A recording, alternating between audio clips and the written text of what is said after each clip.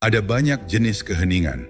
Ada keheningan karena kemarahan ketika dua orang menunggu untuk melihat siapa yang akan berbicara terlebih dahulu. Ada keheningan karena kesombongan ketika tidak ada pihak yang mau mengakui kesalahan. Dan kemudian ada keheningan permainan ketika dia menahan kata-katanya hanya untuk melihat apakah Anda akan mengejarnya. Namun di atas semuanya itu, ada satu keheningan yang lebih hebat daripada yang lainnya. Keheningan yang tidak menunggu jawaban. Keheningan yang tidak sementara. Keheningan yang menandakan akhir. Keheningan yang berkata tanpa sepatah kata pun terucap, "Ini sudah berakhir. Aku sudah selesai. Aku tak akan kembali." Awalnya dia tidak mengenalinya. Dia pikir kamu bermain seperti sebelumnya. Dia berasumsi Anda mencoba mendapat reaksi, mencoba menarik perhatiannya, mencoba menariknya kembali ke siklus yang sudah terlalu lama Anda jalani. Dia yakin kamu akan hancur karena di masa lalu kamu selalu hancur. Dia percaya bahwa keheningan itu hanya sementara karena dia tidak pernah membayangkan kamu cukup kuat untuk menjadikannya permanen. Namun waktu memiliki caranya untuk mengungkap kebenaran. Sehari tanpa bersuara dapat diabaikan begitu saja. Seminggu dapat diabaikan. Namun ketika minggu-minggu berganti menjadi bulan-bulan, ketika ketidakhadiran itu menjadi hal yang biasa, ketika dia melihat ponselnya dan menyadari namamu tidak muncul di sana selama yang terasa seperti selamanya, saat itulah kebenaran mulai terungkap. Dan inilah kebenarannya. Anda tidak hanya terdiam, kau terdiam selamanya. Anda tidak mundur begitu saja untuk menghukumnya. Anda mengundurkan diri untuk menyembuhkan diri sendiri. Anda tidak hanya berhenti berbicara, Anda berhenti berpartisipasi dalam siklus yang menghancurkan Anda. Itulah yang membuat keheningan ini berbeda. Itu bukan strategi, itu bukan balas dendam, itu bukan tipuan, itu adalah pemulihan. Keheningan yang abadi membawa beban yang tidak pernah diduganya. Karena keheningan sementara dapat dijelaskan, dia bisa menunggu, dia bisa berasumsi Anda akan kembali. Namun keheningan abadi ibarat pintu yang dibanting tertutup rapat. Itu jembatan yang terbakar. Itu adalah pernyataan yang dapat ia rasakan sampai ke tulang-tulangnya. Kamu tidak akan kembali. Inilah keheningan pemulihan yang tabah. Keheningan yang berakar pada martabat, pada disiplin, pada finalitas. Keheningan yang tidak mendambakan penutupan, karena memang itulah penutupannya. Keheningan yang tidak bermaksud menghukumnya, tetapi malah melepaskanmu. Dan ketika dia akhirnya menyadari bahwa keheningan ini tidak sementara, bahwa dia telah kehilanganmu bukan untuk saat ini, tetapi untuk selamanya, saat itulah pelajaran itu tiba. Itulah saatnya ketidakhadiranmu berubah dari strategi menjadi keabadian. Dan inilah paradoksnya. Anda bahkan tidak perlu dia menyadarinya karena keheningan ini bukan untuknya. Ini untukmu. Itulah saatnya Anda berhenti hidup demi validasi orang lain dan mulai hidup demi kedamaian Anda sendiri.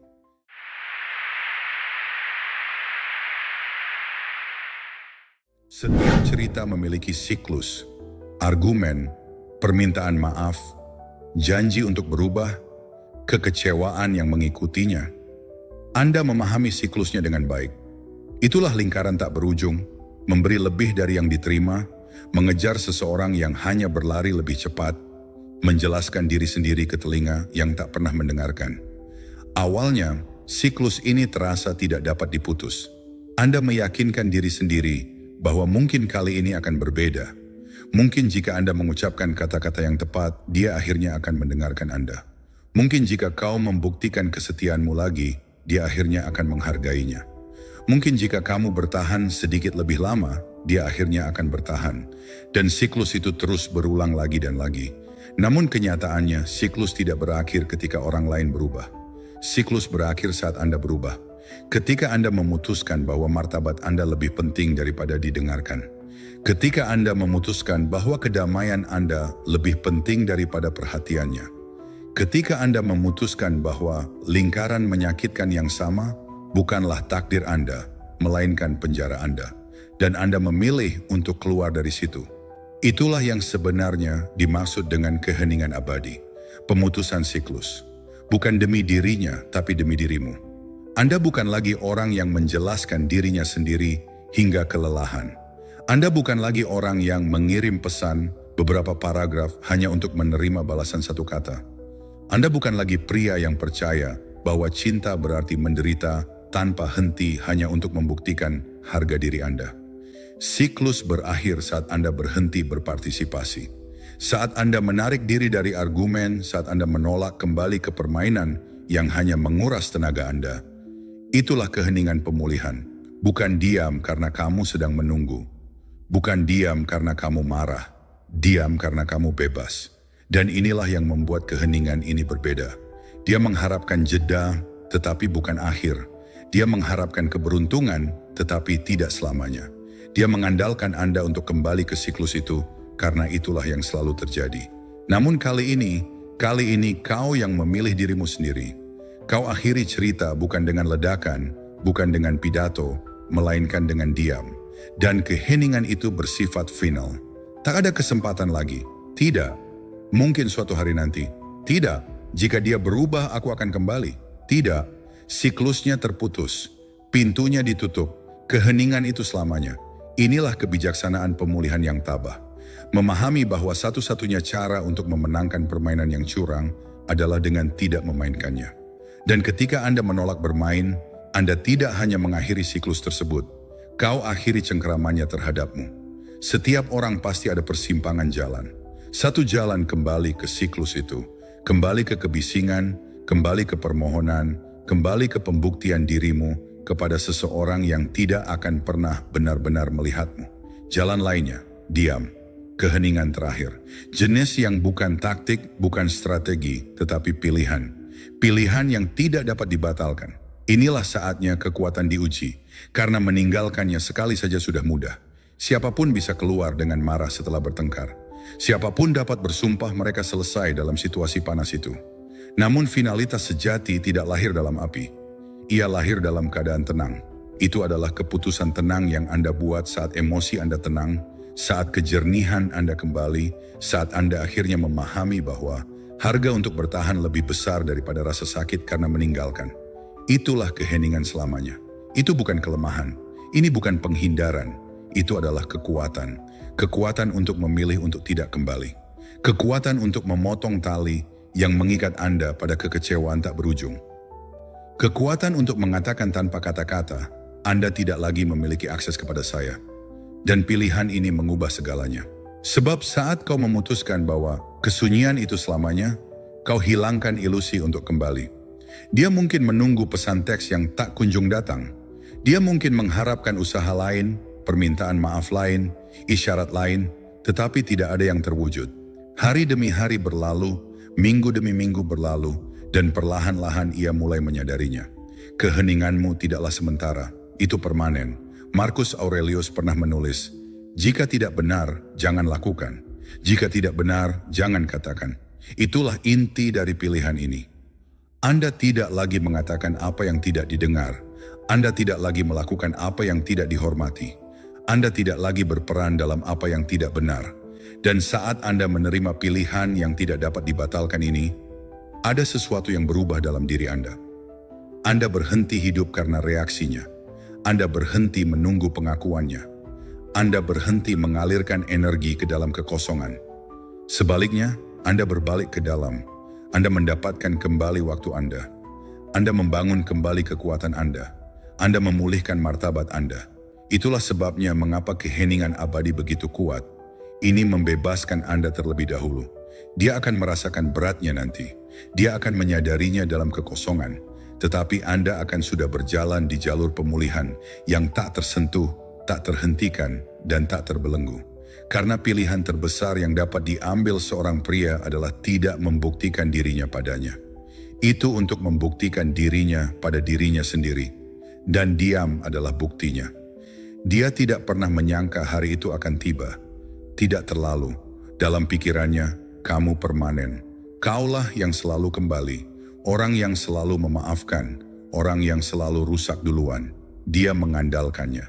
Dia membangun kebanggaannya atas hal itu. Ia berkata pada dirinya sendiri, apapun yang terjadi, dia akan selalu ada. Dia akan selalu mencoba lagi. Dan pada awalnya, dia punya alasan untuk mempercayainya karena Anda memang kembali.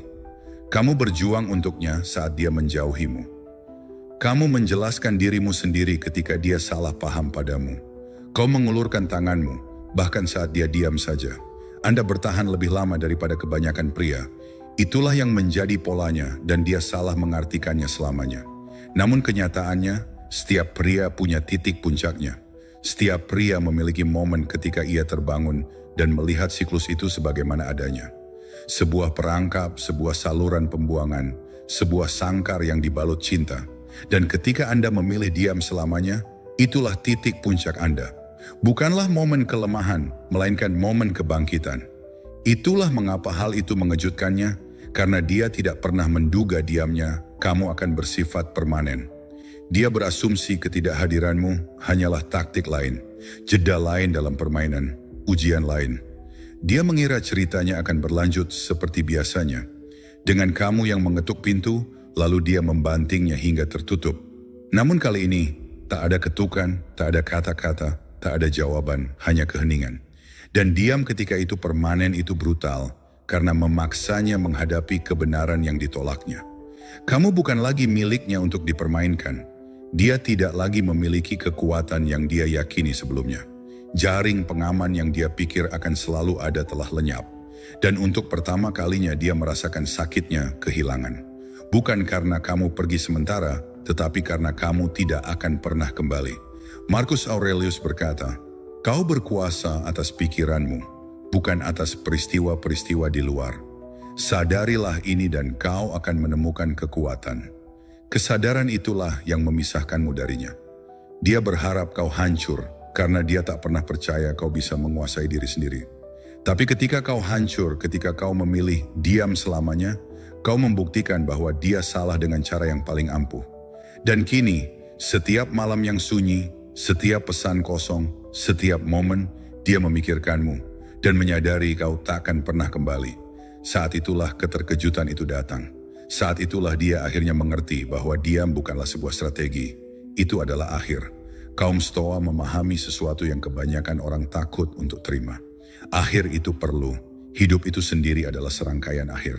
Kekaisaran runtuh, musim berganti, orang-orang pergi, dan orang yang menolak menerima finalitas ditakdirkan untuk menderita tanpa akhir. Ketika kau memilih diam selamanya, kau menjalani salah satu prinsip Stoa yang paling murni, prinsip finalitas. Kemampuan untuk berkata, bab ini telah ditutup, siklus ini sudah berakhir, pintu ini tak akan dibuka kembali. Penolakan untuk berpegang teguh pada apa yang tak lagi berguna bagimu, keberanian untuk melepaskan tanpa menuntut pujian, dan kekuatan untuk pergi tanpa berbalik. Kebanyakan pria tak mampu melakukan ini. Mereka berpegang teguh, mereka memohon. Mereka membuka kembali pintu yang hanya akan membawa mereka kembali ke api yang sama yang membakar mereka sebelumnya. Mereka mengacaukan kesetiaan dengan penghancuran diri. Mereka mengacaukan harapan dengan belenggu, dan begitulah mereka menderita. Namun, pria stoik memahami bahwa ada martabat dalam finalitas, ada kedamaian dalam keheningan, ada kekuatan dalam pergi dan tak pernah kembali. Karena ketika kau menutup pintu dengan kata-kata, pintu itu dapat dibuka kembali dengan kata-kata. Namun ketika kau menutup pintu dengan keheningan abadi, pintu itu tetap tertutup. Dan itulah yang memberinya kekuatan. Marcus Aurelius menulis, "Jangan sia-siakan sisa hidupmu dengan memikirkan orang lain ketika kau tidak mengarahkan pikiranmu pada suatu objek yang bermanfaat bagi orang lain. Dengan kata lain, jangan buang waktu berhargamu untuk kembali pada apa yang mengurasmu. Jangan buang energimu untuk kembali memasuki siklus yang hanya menghancurkanmu. Keheninganmu adalah deklarasi bahwa kau tak akan lagi menyia-nyiakan apa yang sakral, waktumu, pikiranmu, jiwamu. Dan inilah paradoksnya. Dengan memilih finalitas, kau tak sekadar mengakhiri hubungan. Kau mengakhiri ketergantunganmu padanya. Kau membuktikan pada dirimu sendiri bahwa kedamaianmu tak bergantung pada kepulangannya. Bahwa harga dirimu tak bergantung pada validasinya. Bahwa martabatmu tak bergantung pada pengakuannya. Keheninganmu selamanya adalah bukti bahwa kau sudah cukup tanpanya. Inilah prinsip stoik finalitas. Untuk pergi bukan dalam amarah, bukan dalam kepahitan, bukan dalam kesombongan, melainkan dalam kepastian yang tenang. Untuk tak berkata apa-apa, tak menjelaskan apa-apa, tak mencari apa-apa, karena tindakan diam itu sendiri mengatakan segalanya. Dan ketika ia menyadari hal ini, ketika akhirnya ia menyadari bahwa diammu tidak sementara, melainkan abadi, ia akan memahami sepenuhnya beratnya apa yang telah hilang darinya. Bukan karena kau memberitahunya, melainkan karena kau tak akan pernah lagi. Keheningan punya cara aneh untuk bertambah berat seiring waktu. Awalnya ia menepisnya, ia meyakinkan dirinya sendiri bahwa itu tak berarti apa-apa. Ia hanya bersikap dramatis. Ia akan kembali, ia selalu kembali. Keyakinan itu melindunginya untuk sementara waktu. Namun keheningan abadi berbeda. Ia tak memudar, ia semakin kuat, semakin lama ia bertahan, semakin tak terbantahkan. Dan perlahan beban itu mulai menekannya. Ia menekan di pagi hari yang tenang ketika ia menggulir ponsel dan tak melihat namamu. Ia menekan di malam hari ketika ia ingat betapa mudahnya kau dulu meresponsnya, dan kini kau tak merespons sama sekali. Ia menekan dalam keheningan di antara pikirannya sendiri. Ketika kesadaran akhirnya berbisik, dia telah pergi, dan dia tak akan kembali. Itulah kekuatan keheningan. Ketika ia menjadi selamanya, ia berubah dari ketiadaan menjadi kehadiran. Kau tak lagi hadir secara fisik, namun kau menghantui pikirannya lebih dari sebelumnya. Kau berada di ruang kosong tempat kata-katamu pernah memenuhi udara. Kau berada dalam pertanyaan-pertanyaan yang tak terjawab. Kau berada dalam keraguan yang diam-diam meremehkan harga dirinya. Disinilah letak hukumannya. Bukan dalam kemarahan, bukan dalam balas dendam, melainkan dalam kesadaran yang tenang bahwa keheninganmu abadi, bahwa tak ada lagi kesempatan, bahwa ia tak dapat memanggilmu kembali ke dalam dirinya.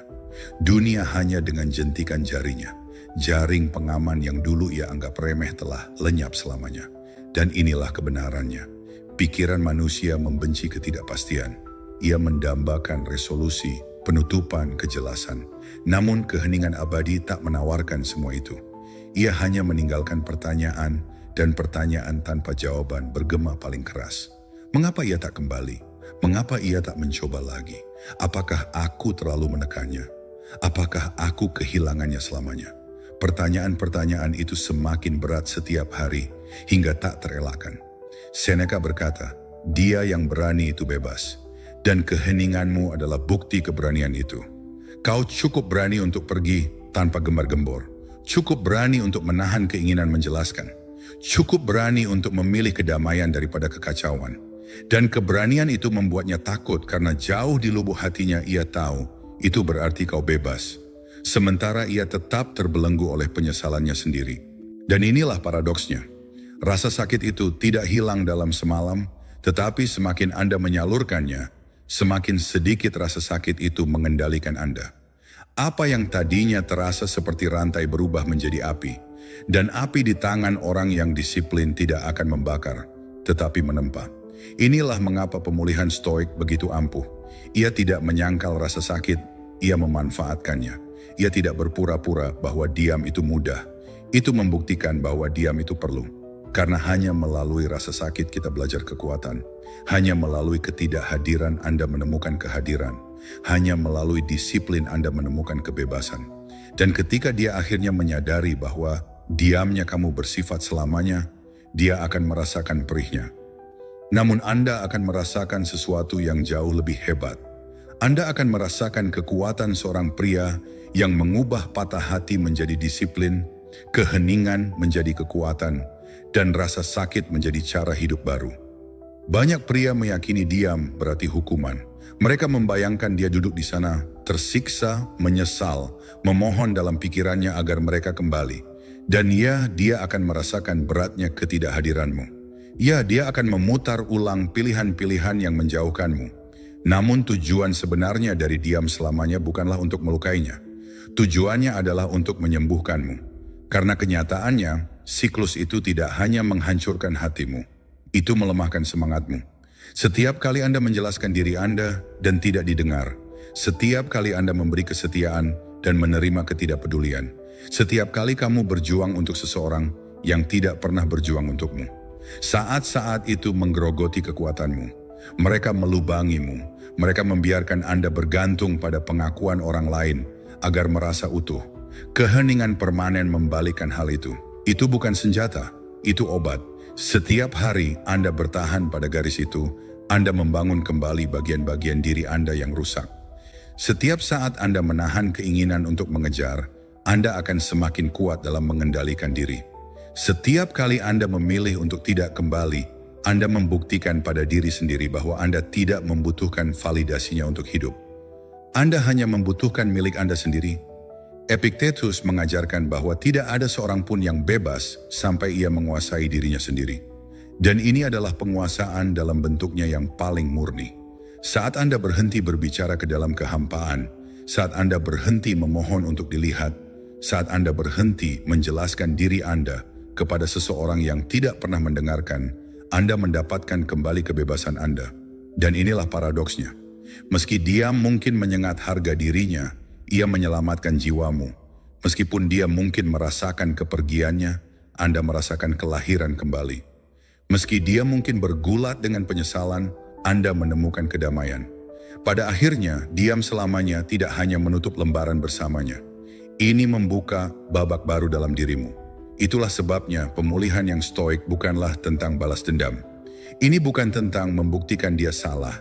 Ini bukan tentang membuatnya menderita. Ini tentang akhirnya memutuskan bahwa kedamaianmu lebih penting daripada pendapatnya, bahwa martabatmu lebih penting daripada perhatiannya, bahwa pemulihanmu lebih penting daripada penyesalannya.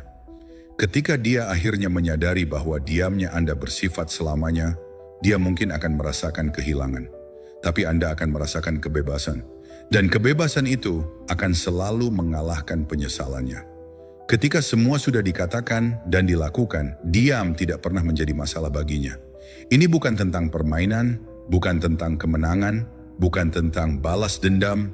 Keheningan adalah tentang dirimu, tentang memilih martabat daripada keputusasaan, tentang memilih disiplin daripada kelemahan, tentang memilih kebebasan daripada rantai. Ketika dia akhirnya menyadari kesunyian itu berlangsung selamanya, dia mungkin akan merasakan perihnya. Dia mungkin memutar ulang pilihan yang membawanya ke sini. Dia bahkan mungkin menyesali apa yang telah hilang darinya. Namun saat kesadaran itu datang, Anda sudah tiada. Menempuh jalanmu sendiri, membangun kehidupanmu sendiri, bangkit menjadi pria yang selalu kau inginkan. Itulah hakikat pemulihan yang stoik. Anda tidak menunggu dia mengerti. Anda tidak menunggu dia berubah. Anda tidak menunggu dia memberi Anda penyelesaian. Anda menciptakan penutupan Anda sendiri dalam keheningan. Anda menciptakan kedamaian Anda sendiri dalam disiplin. Anda menciptakan kekuatan Anda sendiri dengan melepaskannya.